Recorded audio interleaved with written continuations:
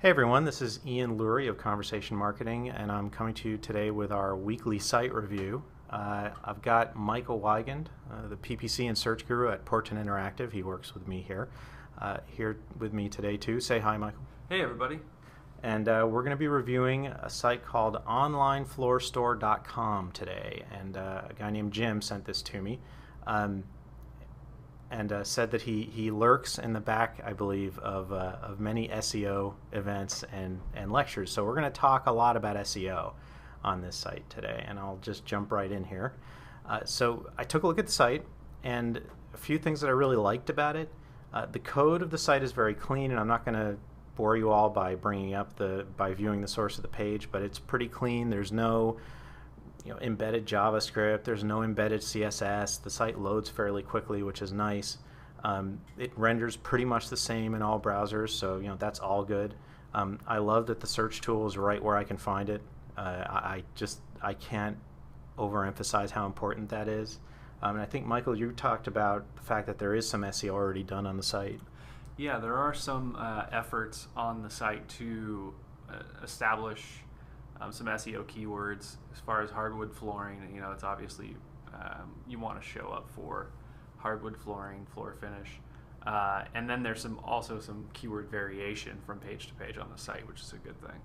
So it's not just a duplicate title tag on every single page. There's actually some uniqueness. Yeah. So overall, I think the site's a good platform. This is not one of those times when I'm going to sit here and try to figure out 2 or 3 little things to give you. Not that this has ever happened, but 2 or 3 little things to give you before you have to completely rebuild your site. I think this site's a solid platform. I think you're in pretty good shape. There's a lot of little things that you could do that would help a lot with SEO, and also a few aesthetic things that we came up with as we went through it too. So we'll just kind of go down the list here. The first thing that I noticed actually when I first came to check the site was I went in to see how the site degrades and whether it degrades gracefully. And what that means is if I hit the site like a search engine does without any style sheets, can I still get at the content? Can I still navigate? The site degrades pretty gracefully. I was pretty happy with that. If you look at all this, it's pretty easy to get around in here. But there's a couple problems. As you scroll down the page, there's not a lot of text that a search engine can sink its teeth into. There's the text for the hero shots and that little slideshow that goes by, and you can see those here. But after that, it's all links. So one of the things that I think of right away is you probably want to get a little bit more text on the, you see, and I just almost killed my browser trying to run that JavaScript with no style sheet. But you want to get a little more text on your page. Uh-oh. Here, hold on a second. Bear with me. Phew. There we go. Okay. All fixed. Apparently your site doesn't do well when I turn off style sheets but leave JavaScript on, but no one else is going to be stupid enough to do that, so don't worry about it.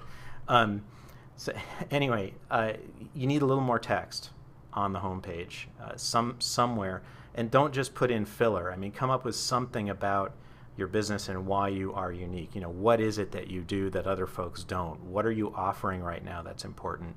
And you can tweak that text and change it periodically. Let's see here. The other thing that I saw is that you have an awful lot of links on every page of your site. And you got all the manufacturer links down here on the left. What that's going to do is it's going to actually dilute link authority. So right now you have about 90 unique domains linking to you, generating about, or 121, sorry, unique domains, generating about 2,400 links. Those links are votes, and those votes are coming to specific pages.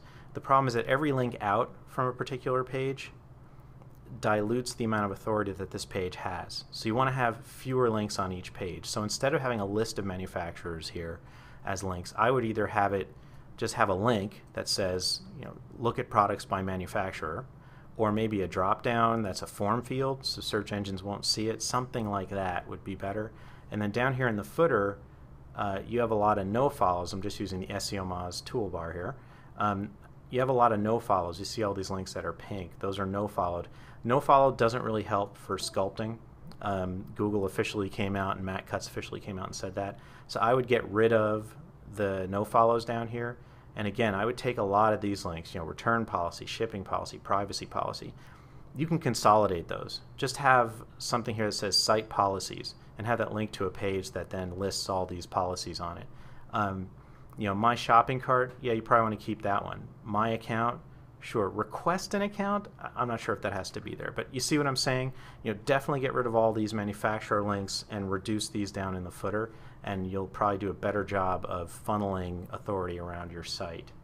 And then, Michael, I think you had some stuff about the title tags on site. Yeah, so as we said earlier, there's obviously an effort to establish some keyword presence in the title tag, but a lot of that may be lost by the fact that your title tag syntax is a little flip-flopped. Best practices basically is to take your store name and put it at the end of your title tag and lead off with the keywords that you want to have the biggest impact on your particular page. And the one keyword that you could choose to have it rank for that page, you'd want to lead off with that right off the bat. And so basically just flip around that syntax and do the same thing on all your main category pages, as many title tags as you can on the site. You basically just want to have that nomenclature in place where it kind of puts that in order every time. And an example on the home page here is, right now it says, and you can see it up at the top here, this is the title tag. It says online floor store, pipe symbol, hardwood flooring, floor finish, floor sander distributor. Really what you want it to say is hardwood flooring, floor finish, floor sander distributor, and then a dash or a pipe, online floor store. So you don't want to have your brand first, you want to have your brand last. It's because people can find you for your brand. You want them to find you for those really important words like hardware flooring. Okay. The next thing we kind of jumped to here was just talking a little bit about local search, and I'll let Michael take that one. Yeah, so the local search kind of emphasis that I had was that your site right now does not show up first page for hardwood flooring, even though you're making some efforts for it to show up that way. Obviously there's a lot of people ahead of you, and one of the main reasons they are ahead of you is because they have a lot more in-links from qualified domains. So it'll take some time of building links to kind of catch up with them, but one of the main things you can do in the meantime to assert yourself in the search engines is to bring up your local search presence. And basically you're based out of Illinois, so there's a real foothold there for you. It'd be good to get to optimize your site to get listed in the Chicago area for starters, and then work your way out to even Illinois flooring. And just doing a quick search for that right now, I don't believe we saw anything earlier. Yeah, no, you didn't. Yeah, for it, but yeah, no, you don't really show up for things like Chicago hardwood flooring. And according to your site, you do have a location right in Chicago. So, ideally, you'd want to go and first of all make sure you go into Google Local and Yahoo Local and Bing Local, and make sure you take ownership of your location if you haven't already. And then you can read up a little bit, but you'll basically want to go to a lot of the directories that list local listings like yellowpages.com and things like that. Bruce Clay has an excellent chart on his site that shows the relationships and how Google and Yahoo and Bing pull in data and who they pull the data from. You want to go to those source directories, again, like InfoUSA, yellowpages.com, and make sure you buy a listing in those. They're not very expensive. It's usually like $99 a year, and that should help you move up and get placement in this what's called the 10 box up here. And that would start to give you some relevance and some trust, and it could actually also generate more links for you because you'll be going out and getting listings in all those different directories. So the next thing we were going to talk about, Michael actually mentioned, which is inlinks. And I'm just going to throw some numbers here, and then Michael's going to talk a bit about some ideas he had on how to get you more links. So your site right now has a total of 2,400 links from 121 subdomains. I went